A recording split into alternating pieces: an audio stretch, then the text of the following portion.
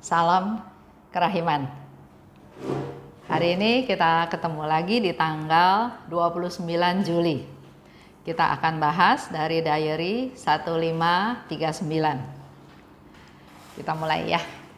Dalam nama Bapa dan Putra dan Roh Kudus. Amin. Santa Faustina, engkau berkata bahwa misimu tidak akan berakhir karena kematianmu.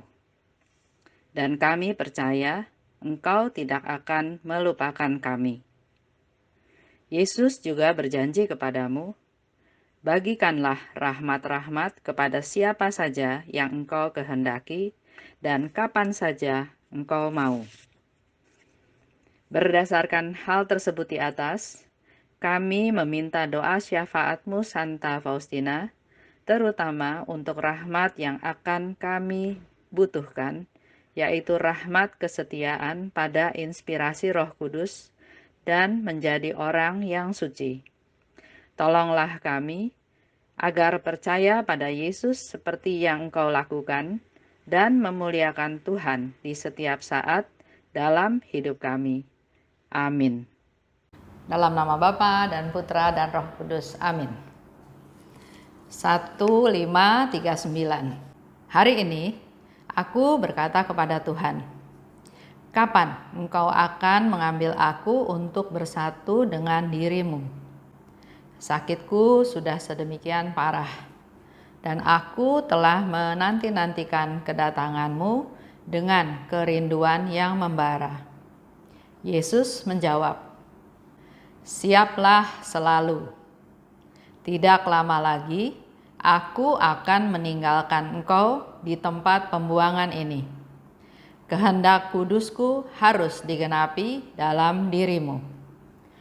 Oh Tuhan, kalau kehendak kudusmu belum digenapi sepenuhnya dalam diriku, inilah aku.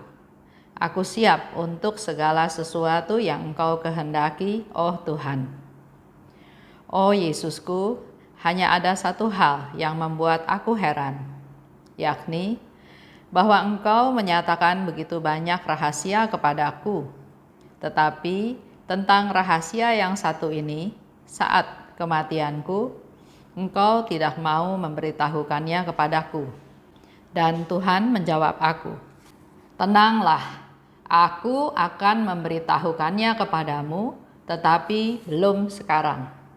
Ah Tuhanku, aku mohon ampun kepadamu, karena aku ingin mengetahui hal ini. Engkau tahu dengan baik mengapa, sebab engkau tahu dambaan hatiku yang dengan penuh gairah ingin pergi kepadamu. Engkau tahu bahwa aku tidak ingin meninggal bahkan satu detik pun sebelum waktu yang telah engkau tentukan bagiku sebelum segala abad. Dengan kasih sayang yang mengherankan, Yesus mendengarkan curahan hatiku. Kita baca ya dari 1539. Ini tentang perintah Allah. Suster Faustina bertanya kepada Yesus, kapan engkau akan mengambil aku untuk bersatu dengan dirimu? Pertanyaan ini wajar, karena selain kerinduan yang begitu besar dari Suster Faustina, dia juga mengalami sakit yang sudah begitu parah. Sudah demikian berat ya, parah. Jadi harusnya waktunya nggak lama lagi. Tapi ini bukan ungkapan putus asa ya. Lain dengan ada orang yang, aduh Tuhan, saya udah sakit, saya menderita sakit, saya udah nggak tahan menderita sakit. Udah Tuhan ambil aja nyawa saya. Beda ya.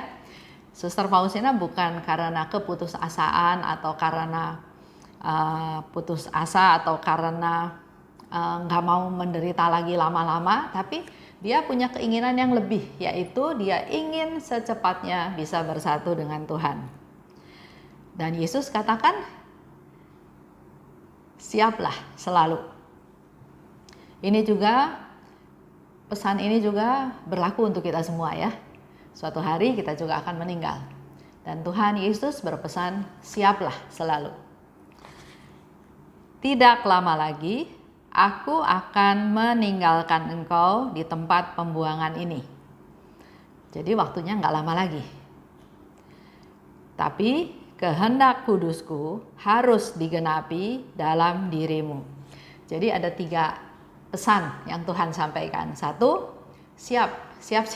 siapkanlah dirimu. Yang kedua, nggak lama lagi. Berapa lama kita nggak tahu, itu waktunya Tuhan. Tapi yang ketiga, kalau kita belum pulang ke rumah Tuhan, Dia katakan kehendak kudusku harus digenapi di dalam dirimu. Pesan ini bukan hanya untuk Suster Faustina, ini juga berlaku untuk kita semua. Kehendak kudusku, kata Yesus. Kehendak kudusku harus digenapi di dalam dirimu. Jadi kita semua yang masih hidup sekarang, punya tugas yang harus dilaksanakan sesuai dengan rencana Tuhan. Kehendak kudusku harus digenapi di dalam dirimu. Apa? Ya, kita masing-masing nggak tahu ya. Permasalahan, problem, rencana Tuhan. Tapi contoh yang gampang misalnya. Dalam satu keluarga yang kenal Yesus baru kita sendiri. Mungkin Tuhan punya tugas untuk kita semua bahwa satu orang selamat, seisi keluarga selamat. Artinya Tuhan ingin supaya kita menjadi penyelamat juga, menyelamatkan anggota keluarga kita supaya benar-benar juga mengalami atau mengenal Tuhan. Di situ Suster Faustina katakan lagi, aku heran. Saat kematianku, engkau tidak memberitahukan padaku. Karena Faustina katakan begitu banyak rahmat ya, begitu banyak rahmat yang Tuhan berikan, informasikan, kasih tahu ke Suster Faustina. Tapi satu hal yang tentang kematian yang Suster Faustina, Yesus nggak kasih tahu. Cuma bilang, siap-siaplah, sebentar lagi. Dikatakan lagi oleh Yesus, tenanglah. Aku akan memberitahukan kepadamu, tapi bukan sekarang. Jadi Tuhan juga kasih jawaban ya, tenanglah. Tapi bukan sekarang, Dia akan kasih tahu.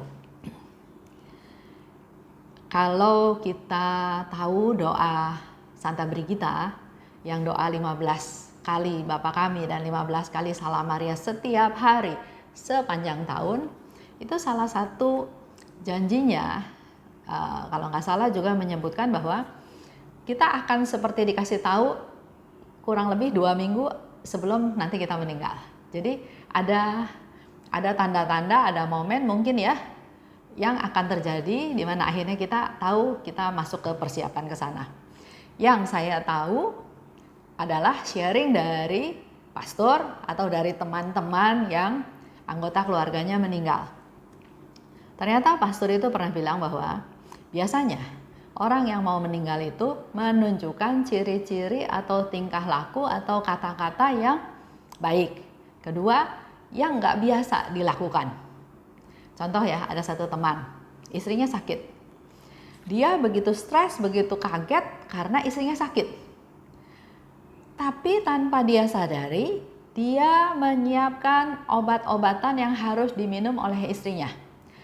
Ini kapan diminumnya, pagi berapa obat, siang berapa, malam berapa. Jadi dia udah atur semuanya, padahal dia sehat.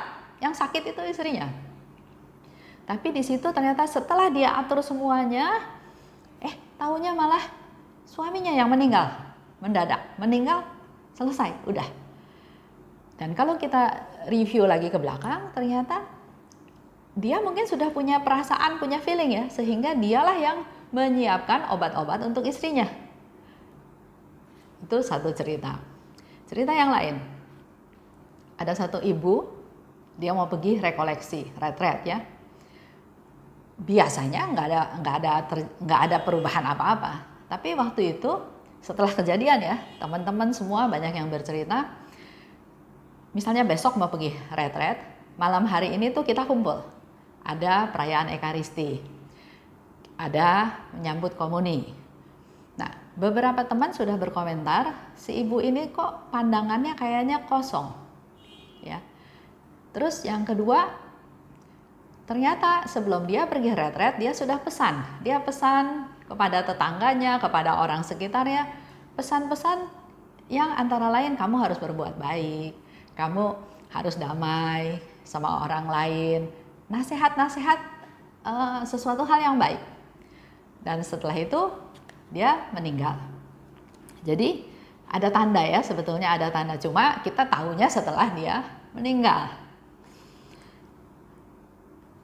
Nah, di sini dikatakan lagi, Suster Faustina bilang lagi sama Yesus bahwa Tuhan, Engkau tahu bahwa aku tidak ingin meninggal sedetik lebih cepat dari yang seharusnya. Jadi bukan karena dia mengalami penderitaan terus dia bilang, Tuhan udah secepatnya aja angkat penderitaan saya, udah saya meninggal, saya nggak usah menderita lagi.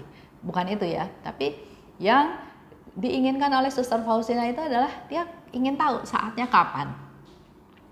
Tapi dia juga konfirmasi lagi sama Tuhan Yesus bahwa bukan kepengen cepat, tapi bahkan dia bilang sedetik lebih cepat aja dia nggak mau. Dia betul-betul berserah, bersandar pada rencana Tuhan. Dengan kasih sayang yang mengherankan, Yesus mendengarkan curahan isi hatiku. Di sini Suster Faustina juga mau menginformasikan kepada kita semua ya, bahwa Allah itu punya banyak waktu buat kita, asal kitanya datang. Jadi nggak mungkin Tuhan itu nggak ada waktu untuk kita. Dia maha kasih, maha kuasa, maha murah, maha pengampun, maha rahim. Yang sering terjadi adalah kitanya yang nggak punya waktu untuk Tuhan. Ya, di sini Suster Faustina bilang bahwa dengan kasih sayang yang mengherankan. Jadi suatu dialog antara Suster Faustina dengan Tuhan, dialog yang sangat akrab, sangat mesra, sangat pribadi, yang dia juga heran, kok Tuhan bisa mencurahkan kasih sayangnya yang sedemikian rupa, mendengarkan curahan isi hatinya Suster Faustina. Nah, sekarang coba kita refleksi ke diri kita masing-masing. Bagaimana dengan kita? Tuhan masih kasih kita waktu ya, masih kasih kita kesehatan, masih kasih kita aktivitas, masih kasih kita PR barangkali ya, masih kasih juga kesempatan kita untuk berencana, melakukan ini, melakukan itu ya. Banyak hal yang Tuhan berikan pada kita. Tapi ingat ya, tadi pesannya pertama, siaplah selalu. Karena Tuhan itu kalau datang, biasanya nggak ngomong-ngomong, kata Suster Faustina juga ya, dia datang dengan tiba-tiba. Maka kita tetap harus dalam posisi bersiap. Tidak lama lagi, waktunya Tuhan, kita nggak tahu. Memang kalau lihat dari secara umum, kita makin hari makin tua, makin mendekati saat itu. Tapi bukan berarti yang tua duluan. Ada juga yang masih muda mendahului kita. Ada yang orang tuanya masih hidup, anaknya yang sudah meninggal. Nah, kalau Yesus bilang ada kehendak kudusku yang harus diterapkan atau dilaksanakan oleh engkau, kita mulai gali apa yang kira-kira Tuhan tugaskan pada kita yang kita belum melaksanakan.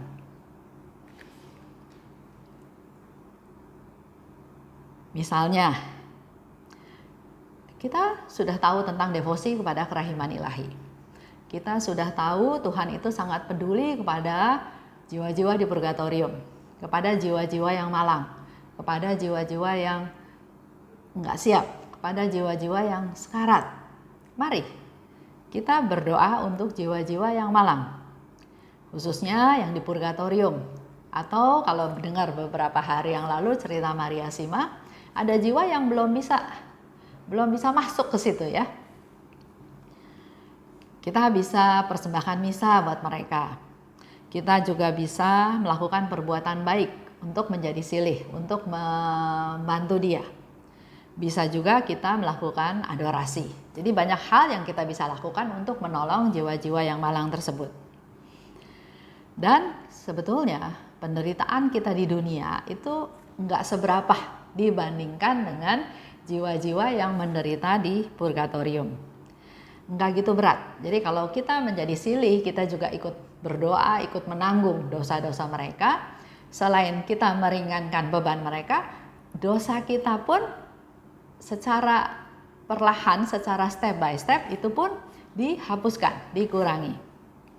Dengan banyak berbuat baik, maka dosa-dosa kita pun dihapus. Jadi membersihkan kita dari dosa-dosa kita. Kehidupan di dunia hanya untuk memperoleh jalan masuk ke surga. Oleh sebab itu, kita manfaatkan waktu yang ada sebaik mungkin supaya kita kalau nanti pulang, kita sudah pasti ada di surga. Contoh, nah ini cerita lagi contoh Maria Sima lagi ya. Ada yang datang, ada jiwa malang datang ke ke Maria Sima. Maria Sima bukan suster ya, karena dia sudah apply ke 3 biara untuk jadi suster, tapi ditolak karena kondisi fisiknya yang sangat lemah. Jadi ada jiwa yang malang datang ke Maria Sima. Maria Sima tanya, apa yang engkau inginkan dariku? Jiwa itu bilang, persembahkan 3 misa untuk aku supaya aku bebas. Keadaan ini, situasi ini menyenangkan Maria Sima, bukan menakutkan, bukan ditolak, bukan dihindar, bukan kenapa kamu datang ke saya, kenapa nggak datang ke orang lain ya, tapi Maria Sima bilang ini menyenangkan hatiku karena pertama dia bisa menolong jiwa yang malang tersebut, dan yang kedua dari sharing iman ini Maria Sima juga secara tidak langsung menolong kita-kita yang masih hidup. Supaya kita-kita juga peduli kepada jiwa yang malang. Supaya kita juga kalau nanti udah meninggal, jangan jadi jiwa yang malang. Mereka datang pada orang yang suka berdoa ya. Jadi betul, kalau jiwa malang itu tahu saya suka berdoa, dia butuh doa kita, dia pasti datang ke orang yang suka berdoa. Nah ini sedikit cerita. Kalau kita komunitas ya, pergi melayat ke rumah duka, ada satu ibu selalu mengajak kita semua di mobil, ayo Esther kita doa. Kita doa dalam perjalanan ke sana ya. Pulang dari rumah duka juga, ibu ini selalu bilang, ayo kita doa. Doa lagi. Mula-mula saya juga pikir kenapa ya harus seperti itu gitu. Dan dalam doanya memang dia bersyukur bahwa bisa kita kelompok bisa melayani, bisa punya hati yang ingin melayani, tapi sekaligus juga minta tutup bungkus dengan darah Yesus supaya roh-roh itu jangan ikut kita. Kita cukup doain mereka, doa yang cukup supaya mereka juga nggak perlu ikut. Nah kalau bicara ini, saya pernah baca buku diary-nya Suster Faustina ya, saya lupa nomor berapa. Waktu itu Suster Faustina lagi ditugaskan sebagai penjaga pintu. Jadi kalau ada suster yang meninggal, dia lihat tuh beberapa suster mengiringi suster yang meninggal itu ke pemakaman. Nah nanti kalau sore sudah pulang, dia lihat suster-suster yang dari pemakaman itu pulang. Tapi di belakangnya dia lihat lagi, ada jiwa-jiwa yang mengikuti suster-suster ini. Dan di situ Suster Faustina tahu, oh inilah jiwa-jiwa malang yang perlu dibutuhkan. Dia ikut sama pendoa supaya dia juga kebagian didoakan, karena dia sendiri udah nggak bisa berdoa, dia membutuhkan doa-doa kita yang masih hidup. Nah, selain datang kepada yang suka berdoa, juga kepada mereka yang peka, ya. Contoh, di satu ruangan ada suara ketok-ketok pintu atau ketok-ketok jendela.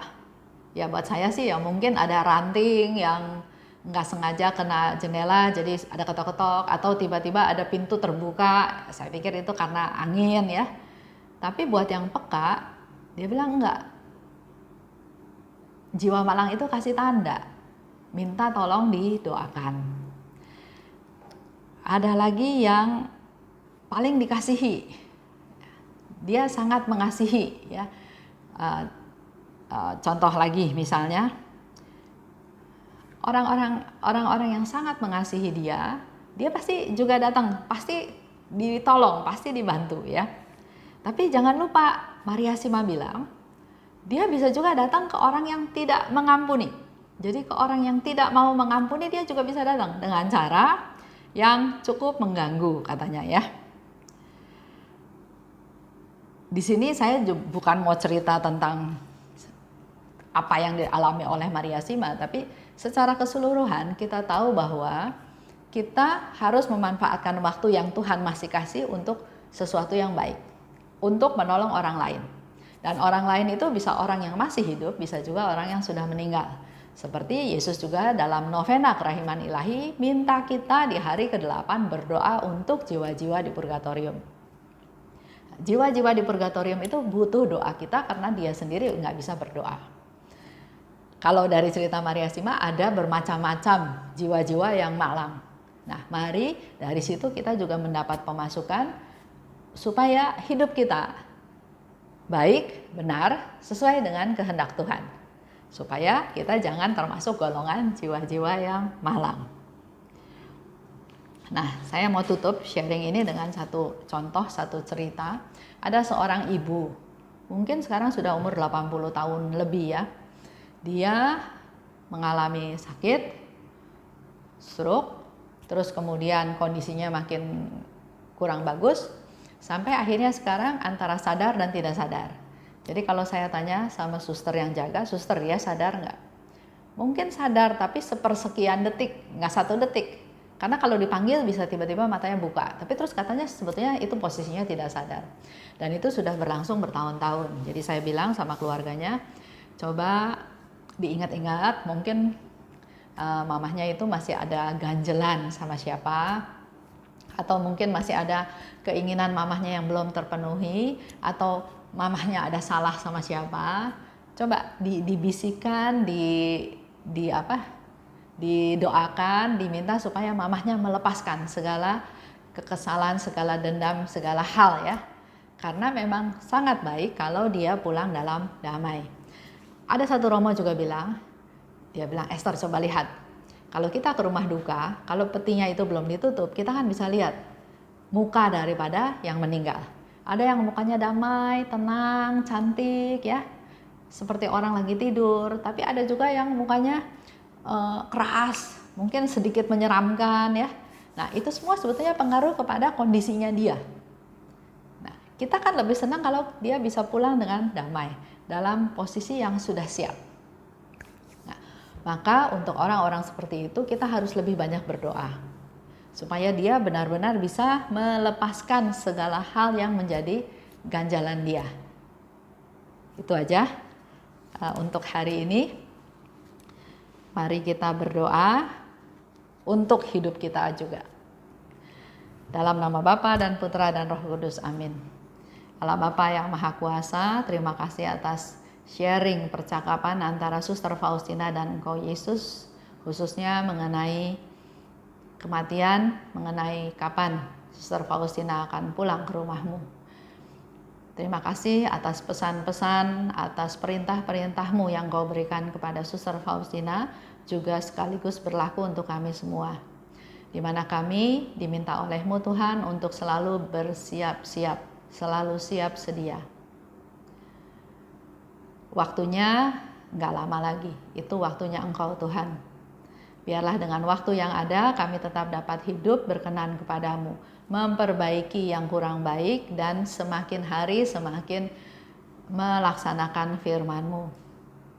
Dan yang ketiga, selain itu kami juga mohon rahmat-Mu agar apa yang kami punya, talenta apa yang Kau berikan kepada kami bisa bagikan, kami bisa sharingkan, kami bisa berikan kepada mereka yang membutuhkan, khususnya jiwa-jiwa di purgatorium. Melalui doa-doa kami yang sederhana ini, yang tidak sempurna ini Tuhan, kami juga mohon agar jiwa-jiwa malang yang ada di purgatorium bisa segera menikmati hidup yang kekal. Kami berdoa untuk para leluhur kami, saudara kami, keluarga kami yang sudah meninggal, yang sudah mendahului kami, supaya mereka semua juga diampuni segala kesalahan dan dosanya, dan mereka segera boleh menikmati hidup kekal bersama Engkau. Kemuliaan kepada Bapa dan Putra dan Roh Kudus, seperti pada permulaan, sekarang, selalu, dan sepanjang segala abad. Amin. Dalam nama Bapa dan Putra dan Roh Kudus. Amin. Salam kerahiman.